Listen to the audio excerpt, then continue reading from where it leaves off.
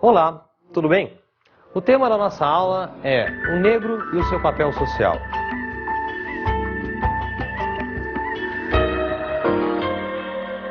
Vamos conversar um pouco sobre a questão do trabalho dos negros no Brasil colonial e as lutas de resistência a essa forma brutal de exploração por parte dessas populações. Veremos também como está a situação dos negros na nossa sociedade atual. Como é que é a participação dos negros na sociedade contemporânea brasileira. Mas é importante que nós resgatemos a história do nosso país para podermos entender qual foi realmente a participação dos negros nesse processo de colonização e estabelecimento do país. Como se constituiu a identidade nacional e, diante de tudo isso, como é que o negro está hoje na nossa sociedade. Voltemos então mais ou menos uns 500 anos, quando chegaram aqui em terras brasileiras os portugueses. Os portugueses, quando chegaram no Brasil, se depararam com uma população nativa, que eram os indígenas, e que foram também, de certa forma, explorados na forma de mão de obra para atender aos interesses principais dos portugueses. Vamos contextualizar esse cenário, pensando que lá por volta do século XV, século XIV, o que estava acontecendo? A Europa vivia uma época de formação de estados-nação. Esses estados precisavam garantir riquezas para assegurar o poder dos seus monarcas, dos seus reis, os governantes desses estados-nação. Nesse sentido, o que passou a valer na Europa? Um sistema econômico denominado de mercantilismo. O mercantilismo, ele tinha como finalidade gerar lucros para ampliar as riquezas dos monarcas, garantindo, portanto, os poderes desses mesmos monarcas.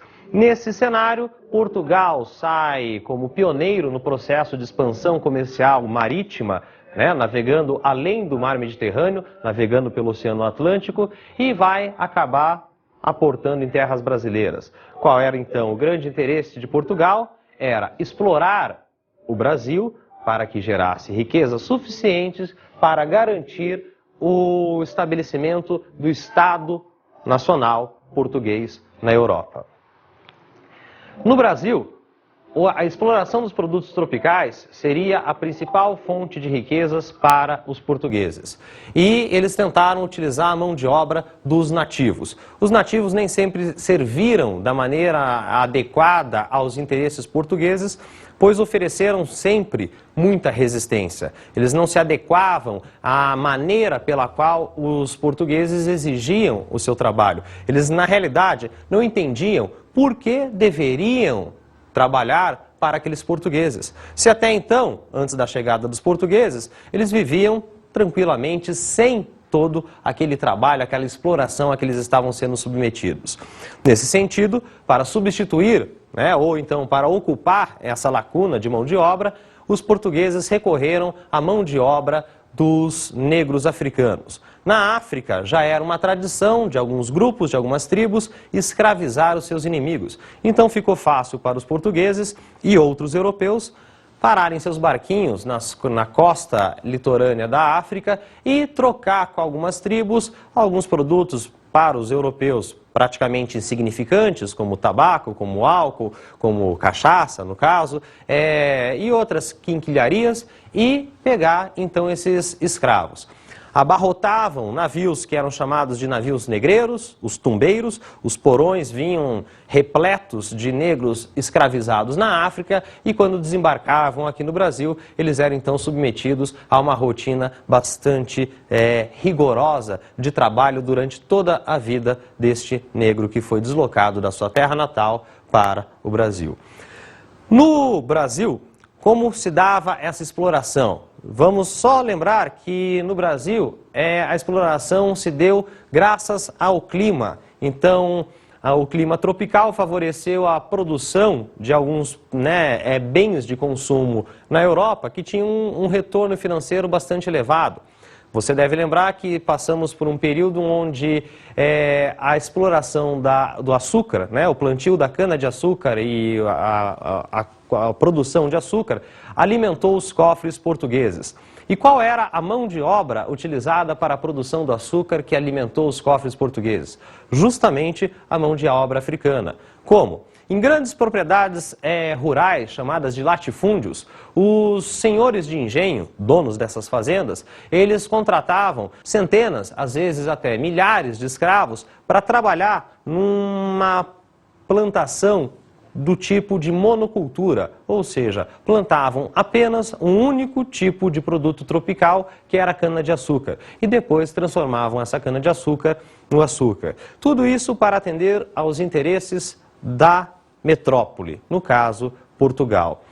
E assim nós vamos perceber, ao longo da história, como vai se dar essa ligação entre o negro e a história do Brasil, a constituição de uma identidade nacional. Até agora eu falei bastante de que esses negros que para cá vieram foram explorados. Entretanto, também devemos ressaltar que durante uma fase bastante importante da nossa história, onde a escravidão foi tolerada, foi permitida e tudo mais, do ponto de vista oficial, houve por parte dos negros que aqui estavam também resistência. Talvez fosse importante destacarmos já de início a presença dos quilombos, unidades residenciais onde esses escravos, fugidos dos seus donos, dos seus proprietários, eles acabavam estabelecendo uma estrutura de sobrevivência alheia ao sistema até então vigente no país. Também é importante ressaltar que durante um longo período, apesar da existência da escravidão, sempre existiram focos contrários à permanência desse tipo de exploração de um outro ser humano. Tanto no período colonial quanto no período imperial, existiram alguns grupos que vão, ao longo da história, com o passar do tempo, se fortalecer e incentivar um movimento que nós denominamos de movimento abolicionista, com o intuito, com o objetivo principal de acabar com a escravidão no Brasil. No século XIX, principalmente, o movimento abolicionista ganhou força. Claro que devemos também contextualizar num panorama mais amplo, pensando o que estava acontecendo no resto do mundo. Vale lembrar que no século XIX, a Inglaterra se destacava como a principal potência industrial do mundo contemporâneo. Nesse sentido, enquanto uma potência industrial, produzindo bens de consumo em larga escala para que uma massa de consumidores pudessem comprá-los, gerando lucro para a Inglaterra percebeu que não fazia mais muito sentido em permitir que a escravidão continuasse, não só nas suas colônias, mas também no resto do mundo. Afinal de contas, os escravos não são, obviamente, trabalhadores assalariados, isto é, não ganham salário. Sem salário, eles não podem consumir os produtos industrializados. Logo, isso não geraria um lucro para a Inglaterra. Então a Inglaterra vai incentivar e vai forçar também que o Brasil imperial adotasse uma postura gradativa, de abolição da escravidão. E no Brasil isso foi bastante lento. Desde a metade do século XIX, o Império tomou algumas medidas, principalmente para agradar a Inglaterra. É aí que nós, até hoje, usamos uma expressão bastante conhecida, medidas para inglês ver. Por que medidas para inglês ver? Porque, na realidade, na prática, a elite imperial brasileira ainda não tinha tanto interesse em acabar com a escravidão. Apesar de já estarem bastante influenciados por outras ideias políticas, econômicas e tudo mais, a história do Brasil demonstra que a elite estava bastante confortável com a manutenção da escravidão. E lá no final do século XIX, chegaremos aí a um momento em que a escravidão vai ser definitivamente abolida por um decreto imperial. Mas resta-nos saber se realmente a escravidão definitivamente acabou no Brasil. Porque a Lei Áurea, assinada pela Princesa Isabel, em 1888, acabou com a escravidão oficialmente. E na prática, como está a situação no nosso país hoje?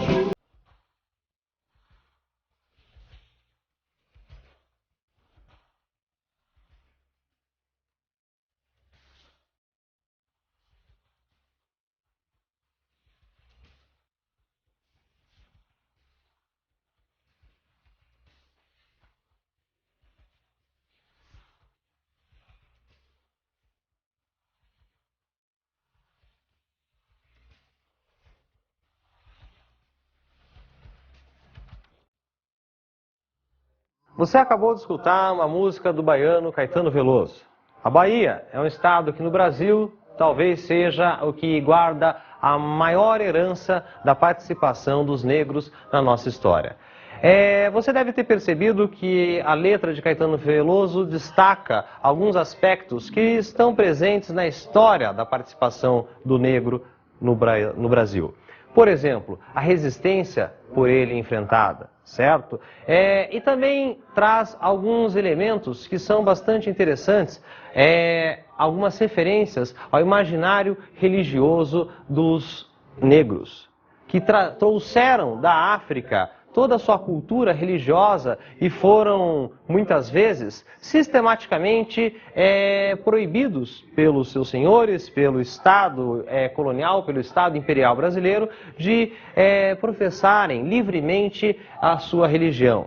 Mas, como já foi dito, sempre existiu resistência e a gente pode perceber que ainda hoje, em pleno início do século XXI, a gente pode perceber a manutenção dessa tradição religiosa negra tão clara e evidente na cultura brasileira.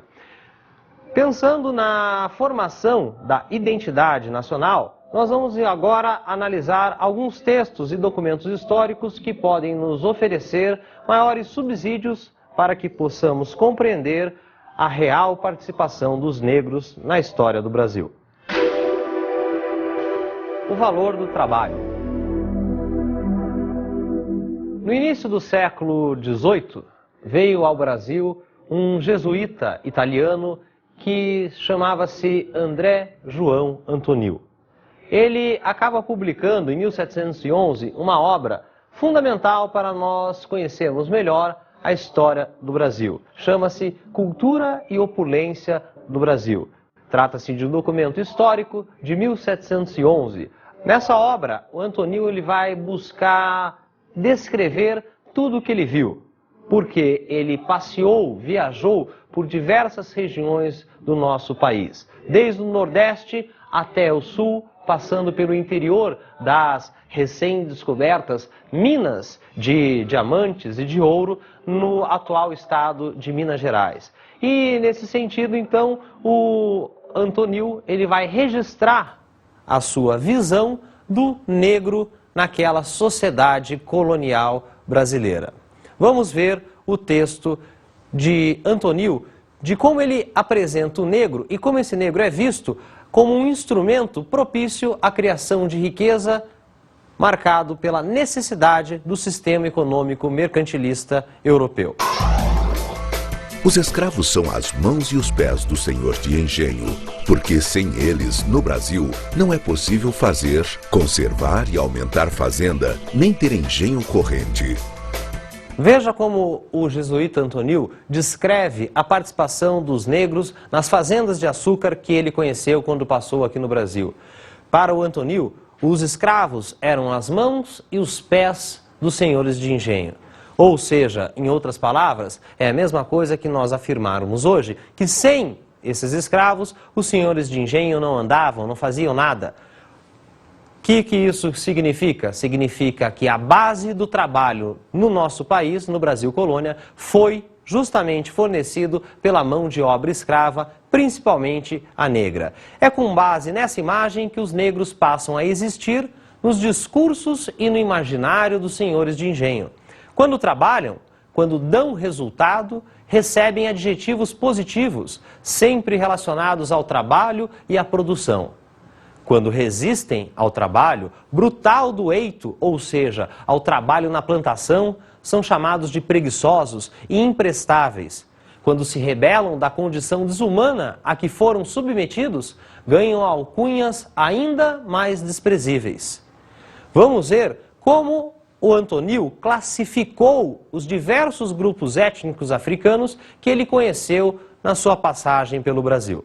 Os que vêm para o Brasil são Ardas, Minas, Congos, de São Tomé, de Angola, de Cabo Verde e alguns de Moçambique, que vêm nas naus das Índias. Os Ardas e os Minas são robustos, os de Cabo Verde e São Tomé são mais fracos. Os de Angola, criados em Luanda, são mais capazes de aprender ofícios mecânicos que os das outras partes já nomeadas.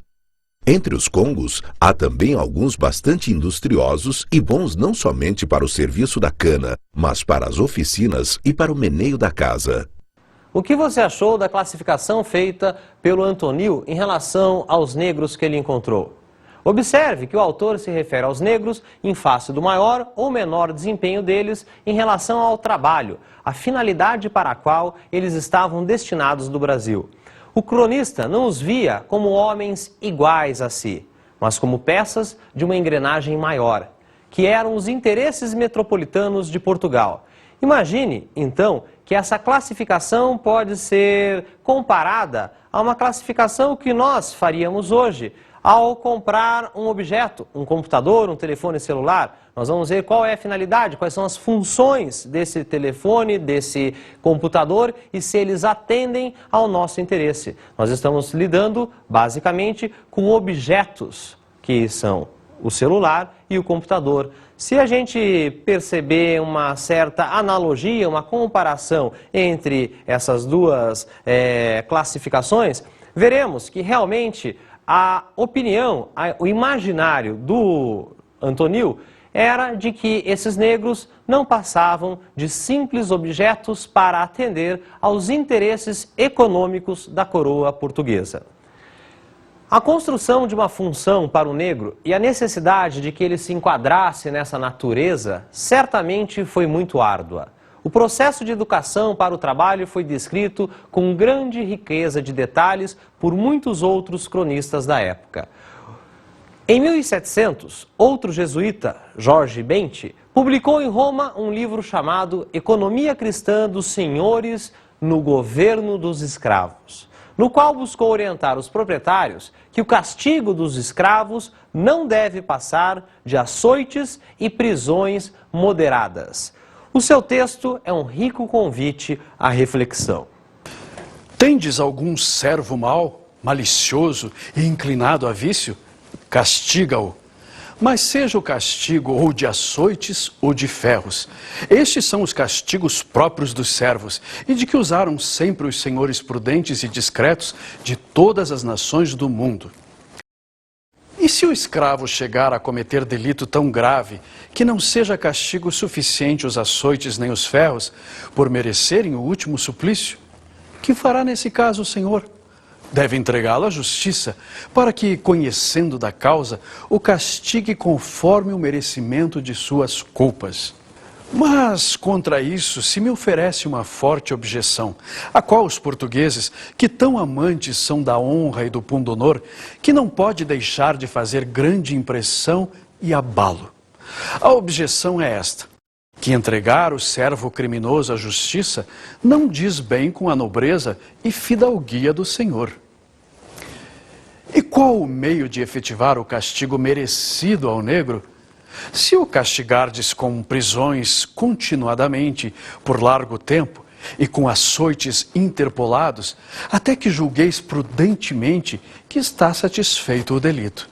E desta sorte, sem ofender a lei de Deus, podereis emendar o vosso escravo, dando-lhe o castigo moderado, e só a fim de que se corrija e não erre. Veja quais eram os procedimentos orientados por Bente aos senhores de escravo. Em caso de qualquer tipo de delito, o escravo deveria ser açoitado, isto é, chicoteado, ou preso. Mas em casos de delitos mais graves, esses escravos deveriam ser, segundo Bente, entregues à justiça, às autoridades, para que essas autoridades decidissem o que fazer. Mas o Bente deixa bem claro que a posição dos senhores de escravo diante da justiça poderia sofrer um abalo. Afinal de contas, a autoridade do senhor de escravo estaria sendo colocada em xeque. Então, Bente sugere que o próprio senhor de escravo procedesse nos castigos.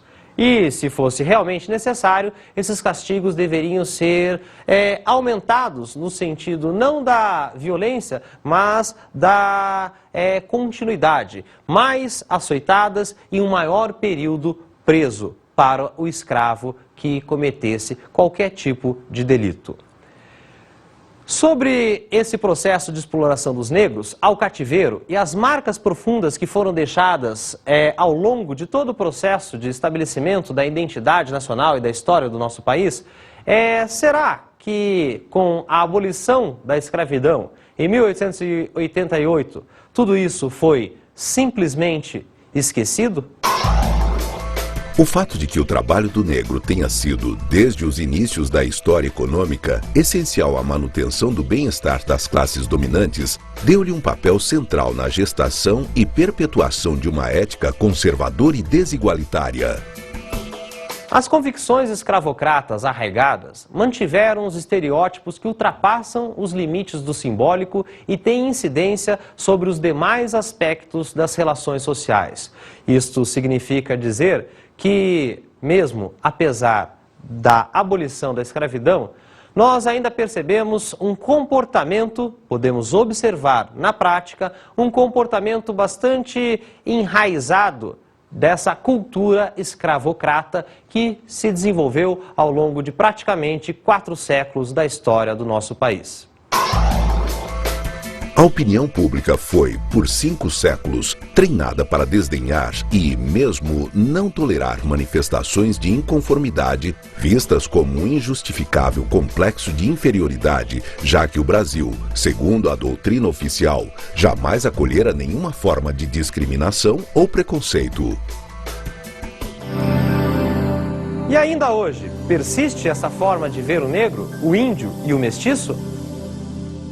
Vejamos alguns dados de um estudo do IPEA, Desigualdades Raciais no Brasil, de 2002, de autoria de Ricardo Henriques, e o boletim do DIEESE, Desigualdade Racial no Mercado de Trabalho, também de 2002, que mostram que empregados negros ganham menos do que os brancos, até 50% menos, dependendo da região do Brasil. Negros são mais desempregados do que os brancos em várias regiões metropolitanas do país. Negros têm consistentemente 2,2 anos a menos de escolaridade média do que os brancos desde 1929. Há mais crianças negras do que brancas trabalhando. A indigência é 70% negra, embora os negros sejam 45% da população. O desemprego e a menor renda são ainda mais comuns entre mulheres negras se comparado aos homens negros. A mortalidade infantil tem caído mais para brancos que para negros. O analfabetismo é maior entre negros que entre brancos, quadro que se mantém apesar da diminuição do analfabetismo em ambos os grupos.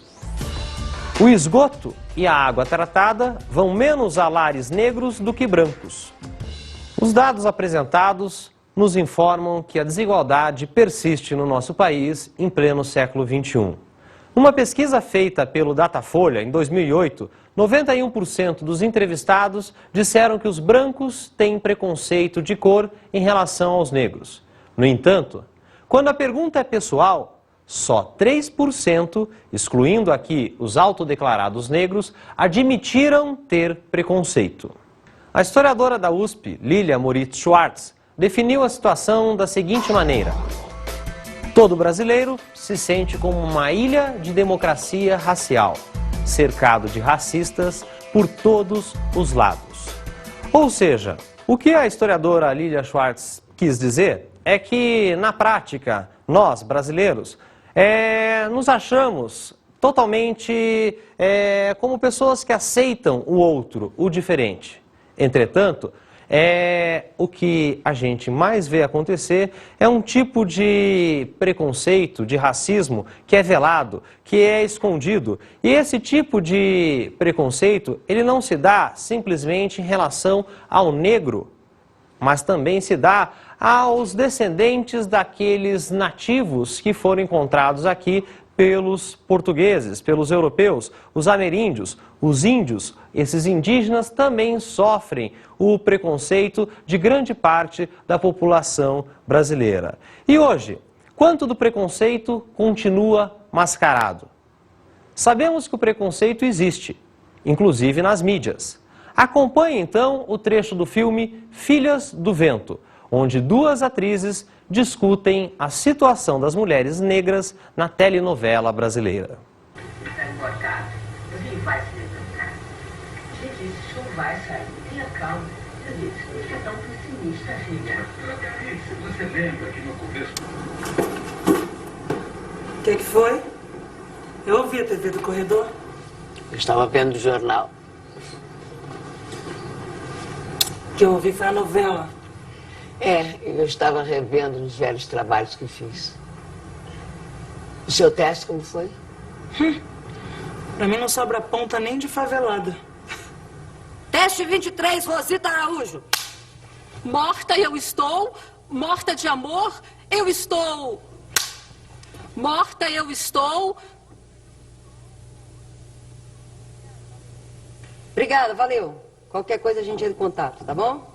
Teste 29, Marilene de Almeida. Morta eu estou, morta de amor eu estou, morta e enterrada. Ok, valeu. Teste 33, Dora dos Santos Moreira. Ação. Morta eu estou, morta de amor eu estou, morta enterrada, com cruz por cima e tudo. Có. Dora, né? Você é muito boa, viu? Mas o papel de uma favelada, e você é muito bonita, muito educada. Infelizmente parece atriz negra de filme americano. Sou um novo tipo de estereótipo. Figurante de filme do Spike Lee. Não se deixa bater, filha. Eu fico cada vez mais irritada com isso, tia. E o último papel que eu peguei na novela? Só pra tapar buraco. Eles põem a gente nessa fria só pra mostrar que são politicamente corretos. Quantas vezes não me matei para fazer uma boa cena. Aí quando eu ia ver na televisão, a câmera estava focalizando a bonitona branca. Como você viu, apesar de não nos considerarmos, de fato, racistas, o racismo existe. Essa discriminação é feita nas telenovelas, como foi exposto no filme que você acabou de ver. Nesse sentido, em quantas novelas você vê realmente a participação de negros? Cada vez mais eles vão ganhando o seu lugar de destaque. Mas por quanto tempo permaneceram relegados a um segundo plano, a papéis praticamente insignificantes ou simplesmente reafirmando aquela ideia que já foi aqui apresentada, de que eles servem para servir aos dominadores. Reação dos negros à dominação. A forma repressora da racionalidade da produção colonial, a população negra reagiu das mais diversas maneiras. Da revolta contra o senhor ou contra os capatazes ao banzo, doença atribuída à saudade da terra, que deixava o negro catatônico, sem reação, mesmo à brutal violência e muitas vezes morrendo de inanição. Esse estado de tristeza é muito bem descrito pelo padre Justin Mundualo, missionário do Congo radicado no Brasil. Assista a um trecho do documentário Família Alcântara.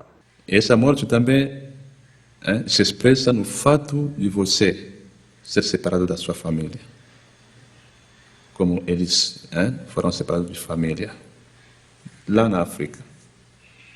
E tem alguns povos que conseguiram viajar juntos dentro do mesmo tumbeiro até chegar aqui no Brasil. Chegando aqui no Brasil, eles subiram a terceira morte, que é a separação do mesmo povo, que falava a mesma língua. E que não poderia ficar juntos, trabalhar juntos no mesmo espaço, não. Essa é a terceira morte. Agora, o trabalho mesmo, forçado, é o não reconhecimento da pessoa humana que estava lá, trabalhando, como sujeito, como homem. Já é outra morte.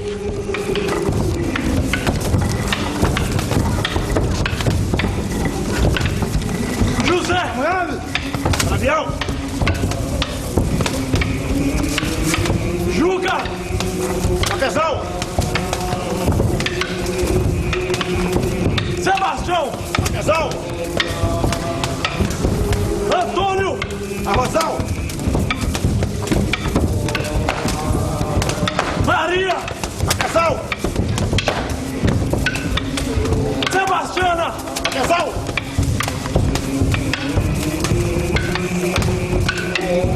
Que é isso, Tereza? Meu nome é Zuma! Que é isso? Zuma! Que é isso, Tereza? Zuma! Que é isso, Tereza? Tereza!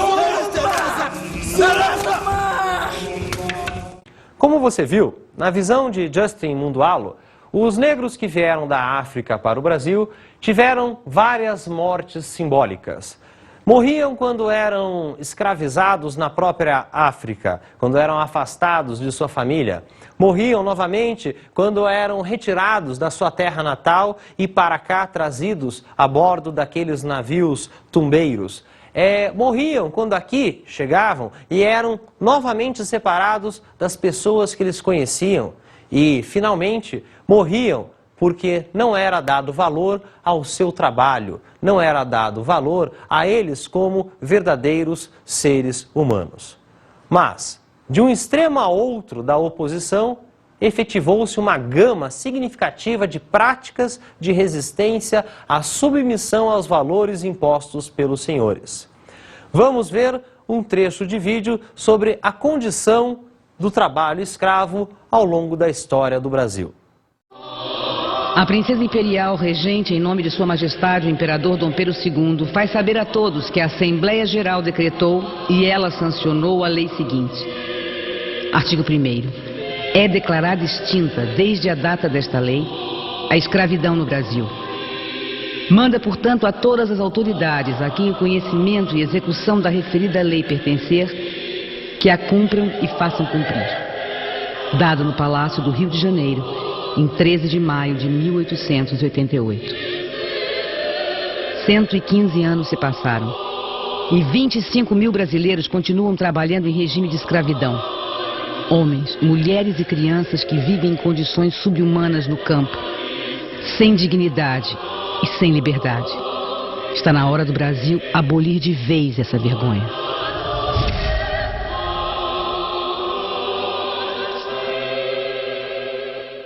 Você deve ter percebido que o vídeo que acabou de ver, ele não está falando da escravidão na época do Brasil colônia, tampouco na época do Brasil império. Está falando de uma questão que permanece viva ainda hoje no nosso país.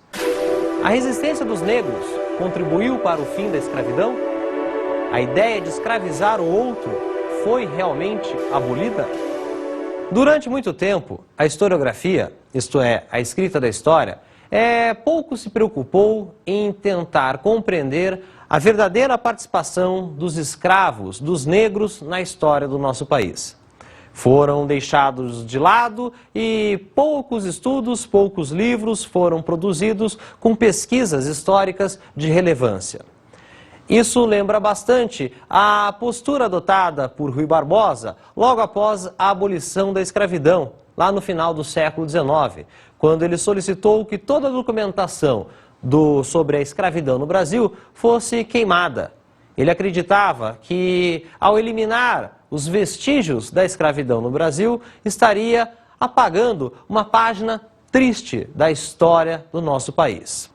Um exemplo bastante interessante dessa revisão historiográfica é o caso de Eduardo Silva, que no seu livro As Camélias do Leblon e a Abolição da Escravatura, informa que a produção historiográfica mais atual tem valorizado, tem resgatado a participação dos negros e dos escravos na constituição da história brasileira. É, portanto, no cotidiano do mundo do engenho que a resistência da população negra se efetiva. Embora uma parcela dos negros fosse cooptada para compor os quadros do sistema de controle e repressão, não foram poucos os negros que se tornaram capitães do mato, ou negras que se amaziaram com o senhor ou com alguns de seus filhos em troca de vantagens e mimos. A maioria dos escravos se valia de todos os artifícios para expressar a sua insatisfação com a situação que lhes havia sido imposta. Se os negros eram superiores numericamente aos colonizadores portugueses, Por que a escravidão perdurou tanto tempo? A falta de unidade cultural, um só engenho, muitas vezes, abrigava negros de procedências, línguas e costumes diversos. O tempo de permanência no engenho, escravos boçais, recém-chegados, ou ladinos, nativos ou com já algum tempo de permanência, ou ainda a mestiçagem, mulatos versus não miscigenados, nativos versus africanos, etc. Ou ainda a fragmentação das famílias dos escravos que dificultavam a organização de uma consciência coletiva entre os negros e uma ação que fizesse valer a superioridade numérica que eles possuíam em relação aos colonizadores. Mas isso não impediu algumas ações espetaculares que causaram enormes prejuízos aos senhores, como as fugas.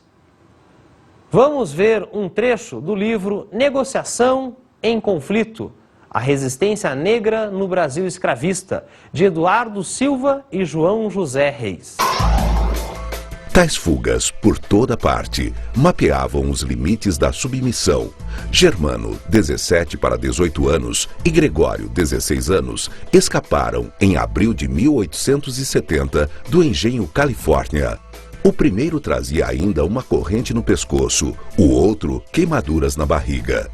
Dionísio, 45 anos, fala mansa e pausada, modos de demonstrar humildade, contava, em 1878, com um currículo de mais de 30 fugas. O mais curioso é que, muitas vezes, os senhores não compreendiam o motivo das fugas, já que tratavam tão bem os seus escravos. Veja esse relato feito pelo historiador Stuart Schwartz. Cerca de 10% dos cativos em inventários de engenhos eram designados de fujões contumazes. Os avaliadores colocavam esta observação juntamente com comentários sobre a saúde, porque se achava que os reincidentes sofriam de uma doença. Persistentes tentativas de fuga demonstravam que, fossem quais fossem os efeitos do paternalismo ou as tentativas de implantar um sistema escravista adaptável, alguns cativos nunca se deixaram convencer ou aterrorizar a ponto de cooperarem. Para os senhores, tais fugitivos eram doentes. Sua rejeição ao paternalismo ou seu desejo de liberdade eram uma doença. A luta pela manutenção de seus traços culturais fez com que os negros se valessem, muitas vezes, de artifícios bastante sutis, simulados e até mesmo mascarados com os valores ditados pela Casa Grande.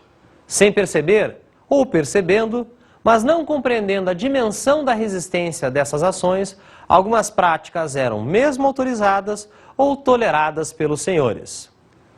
Um dos exemplos mais eloquentes desse mecanismo forjado pelos negros dentro do campo limite dos dominadores é o das suas práticas religiosas, que hoje constituem o que se denomina de sincretismo religioso. Esse sincretismo se constitui da reunião, da fusão de todo o imaginário religioso, tanto do que veio da África como do que veio da Europa. Ou seja, os rituais africanos foram mantidos, de certa forma, pelos escravos dentro das suas senzalas, ao mesmo tempo em que os seus senhores acabavam, de alguma ou outra maneira, tentando impor o catolicismo europeu a eles. E como que esses escravos faziam isso? Como é que eles possibilitaram, como é que eles conseguiram manter as suas tradições? Sempre disfarçando muito aos olhos dos seus senhores. Então, como é que eles faziam isso? Eles substituíam os seus ídolos religiosos por simples pedrinhas, por vasilhas que eles colocavam num canto da casa, e desta maneira, o que acontecia? O senhor olhava aquilo e às vezes nem entendia, ou às vezes entendia e considerava, talvez, como simples pedrinhas ou simples vasilhas que estavam sendo cultuadas por esses escravos. E na prática, com o passar do tempo, isso daí constituiu a verdadeira identidade religiosa desses grupos. Assim, da mesma maneira como os escravos dentro da sua senzala acabavam pegando pedrinhas, vasilhas, para, enfim, resgatar a sua religiosidade natal, lá da África, eles também fizeram a mesma coisa com o que lhes foi imposto, com a religião que lhes foi imposta, a religião católica. De certo modo, ao cultuar os santos católicos, os africanos estariam cultuando seus próprios santos com outros nomes. Toda a cultura brasileira está impregnada dessa herança africana que se expressa com mais vigor nas áreas onde o negro mais se concentrou. Às vezes é tamanha que faz da Bahia, do Rio de Janeiro e de Minas verdadeiras províncias culturais negras, nas quais a criatividade africana se expressa gloriosamente.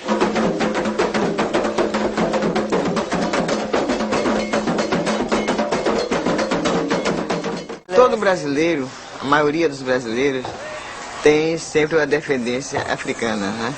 Nem que seja na quinta, sexta geração. Porque quando chegaram os africanos aqui, vieram por camadas de regiões, né? Vieram os Bantu, vieram os Nagô e vieram os Yorubá. Os Bantu, eles chegaram no outro tempo antes dos Yorubás. E vieram sem nada material na mão, apenas a roupa do corpo. Mas esta fé e essa energia veio dentro dele, veio na cabeça, veio no coração.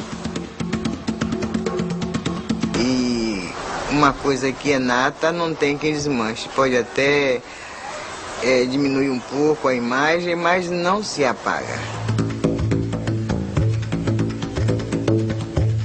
Com todas essas informações que nós trabalhamos, podemos perceber que nós, brasileiros, somos tanto vítimas quanto algozes desse processo de dominação e exploração de outros grupos, como os índios, como os negros.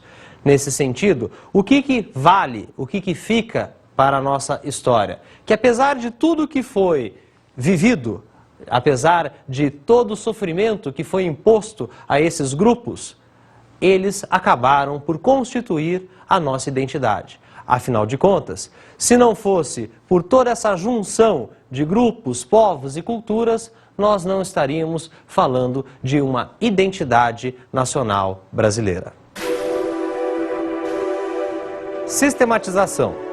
No tema O Valor do Trabalho, foram abordados os seguintes conteúdos: a escravidão e formas de resistência africana na América. Pudemos trabalhar as seguintes habilidades. Habilidade 4, comparar pontos de vista expressos em diferentes fontes sobre determinado aspecto da cultura. Nessa habilidade, trabalhamos com a opinião do jesuíta André João Antonil, autor da obra Cultura e Opulência no Brasil, o qual destaca a importância fundamental do trabalho do negro escravizado para o sustento da economia brasileira. E a obra de outro jesuíta, Jorge Bente, autor de Economia Cristã dos Senhores no Governo dos Escravos, em que orienta sobre qual castigo é mais adequado para punir os africanos que não aceitavam a sua condição de escravizado. Habilidade 15, avaliar criticamente conflitos culturais, sociais, políticos, econômicos ou ambientais ao longo da história. Vimos que a necessidade de disciplinar o trabalhador escravo e de punir e justificar as penas violentas reforçou as desigualdades sociais e econômicas, responsáveis por sustentar o sistema escravocrata. Além disso, todas as desigualdades que negros sofrem no Brasil mostram a permanência do preconceito. Outro conteúdo abordado foi a luta dos negros no Brasil e o negro na formação da sociedade brasileira. As habilidades trabalhadas foram: habilidade 1, interpretar historicamente e ou geograficamente fontes documentais acerca de aspectos da cultura. Nessa habilidade, trabalhamos com os relatos, feitos por historiadores, sobre as diferentes maneiras que os negros encontraram para resistir ao sistema escravocrata, como as fugas, as revoltas ou até o banzo.